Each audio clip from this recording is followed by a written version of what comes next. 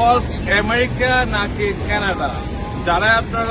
আমরা যারা আমেরিকান নাগরিক, আমেরিকা থেকে নায়াগ্রা ফলস দেখি, একটা সাইড দেখি, কিন্তু যদি আমরা যদি বোটে আসি, আপনারা দেখতে পাচ্ছেন এখানে সব কিন্তু একই দেখা যাচ্ছে। এই যে রেড কালারের রেনবোর যে বোটটা আছে, ওইটা কিন্তু কানাডিয়ান সাইড আর কানাডিয়ান বোট। আমার যদি ব্লু আছে একটু দূরে, ব্লু আসলে এটা হবে আমেরিকান সাইড। কিন্তু বোটে আসলে আপনারা একই রকম দেখতে পাবেন ভিউ, কিন্তু ল্যান্ডে যদি আসেন আমেরিকার সাইডে থাকলে দেখবেন যে একরকম, আর কানাডার সাইড থেকে দেখবেন একটু সুন্দর ভিউ আসবে।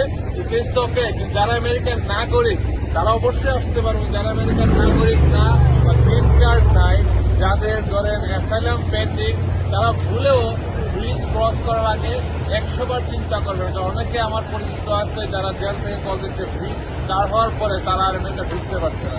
তো আপনারা সতর্ক থাকবেন, অবশ্যই have fun, but no the loss of the country. এবং দুই দেশ খুব ফ্রেন্ডলি, তার মানে না যে আপনি বৈধ কাগজ কারণ ঢুকলে আবার আমেরিকায় ঢুকতে দিতে হবে। সবাই ভালো থাকেন, এনজয় করেন। Moin Chowdhury, attorney at law, USA।